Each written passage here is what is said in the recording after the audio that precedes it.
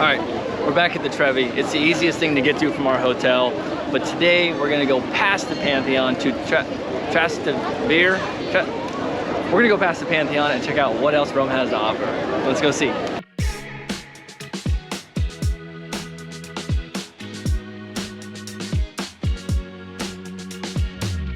Okay, it is so funny and crazy to us. These streets are literally packed with people, but it's the same streets that all the cars go down, and they literally just like drive down the middle of them.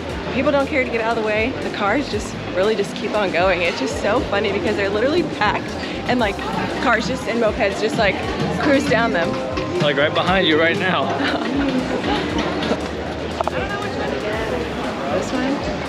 That one. €1? So I have an uncle who used to do a lot of traveling. He was my great uncle, and he would always mail us postcards from wherever he was traveling. And unfortunately he has passed away, but his brother is still living, and we just spent a lot of time with him at our last job. And the one thing they asked was, could you send us a postcard? So Harold and Jan, your postcard's on its way.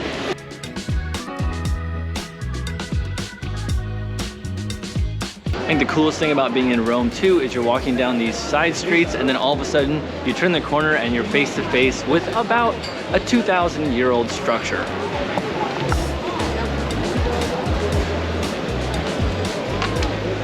Which is clearly packed. So many tourists here. Yes, we are tourists as well. I'm not complaining.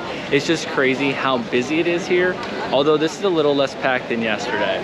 So this is the extent as far as we've made it in Rome, and we're gonna continue on to a new section. Okay, we looked it up. They're called Nasoni? There are over 2,500 of those drinking fountains throughout Rome. They're free, clean drinking water to residents and visitors. That's what it says online. They're scattered throughout major attractions and residential areas. 2,500, so just bring your water bottle. And just a funny side note, so we sent a photo of this because we keep our families up to date with what we're doing. So I sent a photo to me drinking out of one yesterday to my family, and my brother's comment was, you know, those turn into a bidet after dark. So he's questioning how clean they are. I don't know if that's true.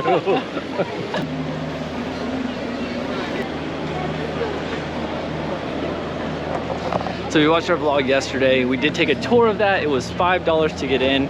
Absolutely. €5, which is more than $5. But absolutely beautiful, definitely worth it. And the line really wasn't that long, like 10 or 15 minutes to get in. If you want to listen to a tour, the Rick Steves audio guide, was that free? Yes, Rick Steves, free audio guide. Free audio guide, Rick Steves. Put an AirPod in once you get inside, and they talk through, and you can learn about it while you sit in there. No, it's not air conditioned, but not much is.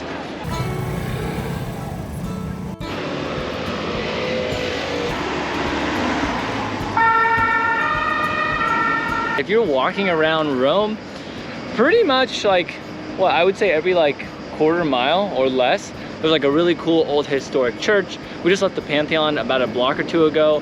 We're looking at something right now which Carrie's trying to figure out, but it obviously is really old looking.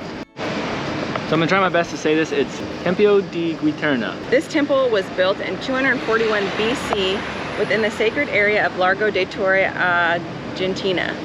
It's an ancient Roman temple dedicated to the goddess Juturna, who was associated with fountains and springs. It was built to commemorate a victory, a military victory in 241 BC. Holy cow, so old.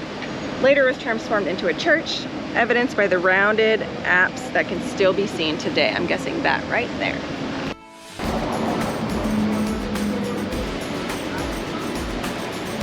We just arrived in the Jewish Ghetto. So this area was built in 1555 on the banks of the Tiber River, and it was the forced home of the Jewish Roman population for over 300 years. Jews had been present in Rome since at least the 2nd century BC, but the Jewish community continued to grow, and in 1555, Pope Paul IV confined the Jewish population to a specific area in Rome known as the Ghetto. According to the Rick Steves podcast, this is the actual street level of ancient Rome below us.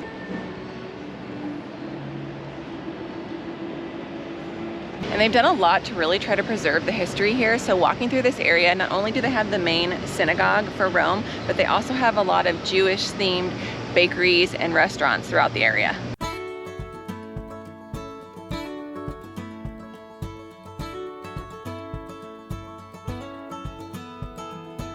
And this next section is the main drag, like a block or two long, throughout the Jewish ghetto. The only surviving line of the ghetto buildings on the right side. I don't know how old this is, but I feel like I'm touching something that's like ancient part of history. Like, who knows how many people and how long ago like touched this and were around this. Like, this is crazy.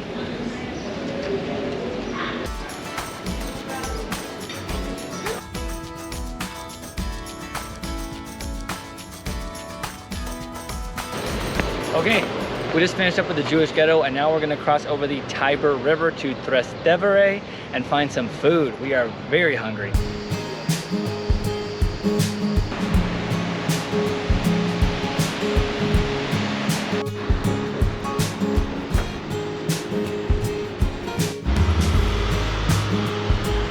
So while this was part of the plan today to reach Trastevere, I didn't think we were gonna be this close by going to the Jewish ghetto. So if that's on your list to visit, you can cross the bridge and you're in that city.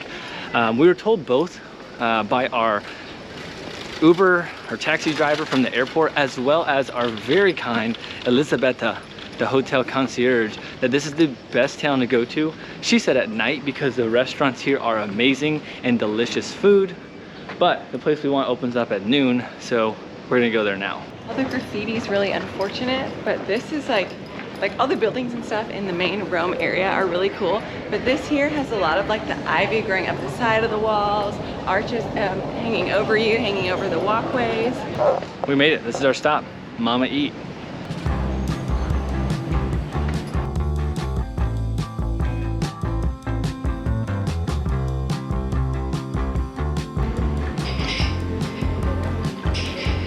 And another nice thing is, although the menus primarily come in Italian, they are translated into English right underneath. What'd you get? I got a grilled chicken and I got carbonara. I'll do the linguine. And you can do gluten-free? Of course, yeah. I'm assuming I gotta crack it.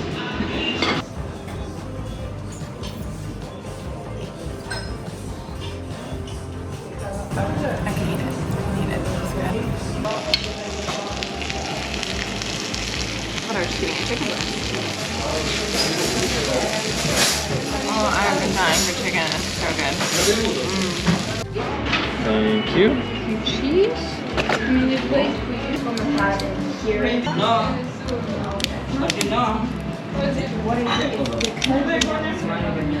Really struggling here.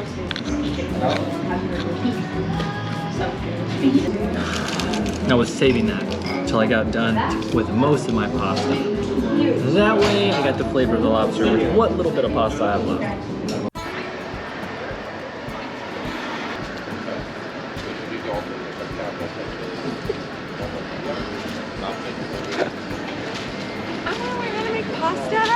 If Tyler didn't have celiac, we would totally be taking a pasta making class. I don't think those girls work there either. I think they were probably doing it. Yeah. If you do come here, that probably would be a really cool experience. What's the name of that place? Maybe we'll have to check that out tomorrow. Go look real quick. So Carrie's in there. I don't know if we'll make pasta tomorrow, but I think she's hopeful for it. Otherwise, we are walking back to our hotel to try and cool off midday. It is about 2 o'clock. We got a short 30-40 minute walk back because tonight we have plans for dinner or drinks near the Colosseum. They do gluten-free! We may be back tomorrow to learn how to make pasta. How cool would that be? In Italy, he didn't look super convinced, so we'll see what tomorrow brings. Okay, I think we just burned off every bite of pasta that we just ate for lunch, walking the like almost 2 miles back to our hotel. And if you cannot tell, we are dripping sweat. We are here in July, so just take note of that if you're planning a summer trip. We actually have a really exciting reservation for this evening. We're gonna go and rinse off and relax a little bit before we have to walk another 40 minutes to where that reservation's at.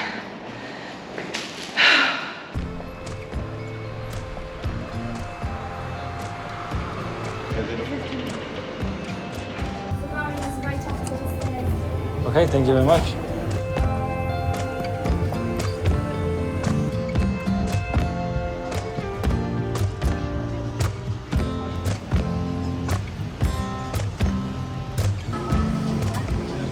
place that's gluten-free apparently. I know these are because we had these bread bowls at breakfast, and this is a giant pizza. I'm gonna say mozzarella with tomatoes. I've never eaten that looking cheese before.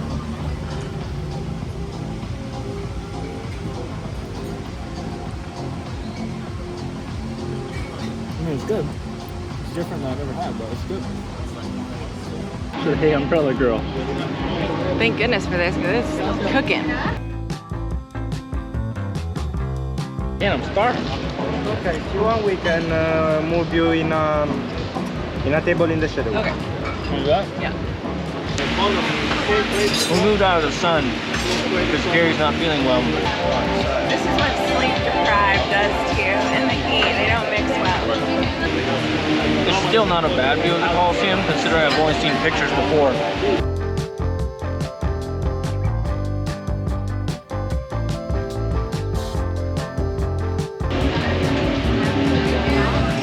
Incredible, literally just like a pinch me moment. I can't believe we're here watching the sunset in Rome with the Colosseum as our backdrop.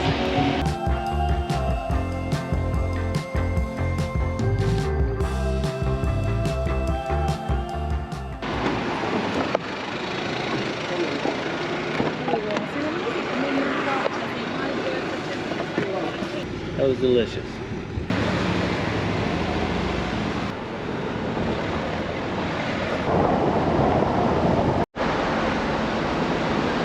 Grazie. Arrivederci. Grazie. Arrivederci. Woo! We made it. Ladies and gentlemen, that was a great night. I had a great time. Carrie is on the verge of passing out. Now she just feels generally fatigued. That's one of the few times where I feel like I've been on a completely different level than her. Had more energy than me. Yeah, usually I get pretty tired or I just don't want to go out, but great time. Great time. That's a wrap for our second first day in Rome. Stay tuned tomorrow because we actually have some tours lined up for tomorrow.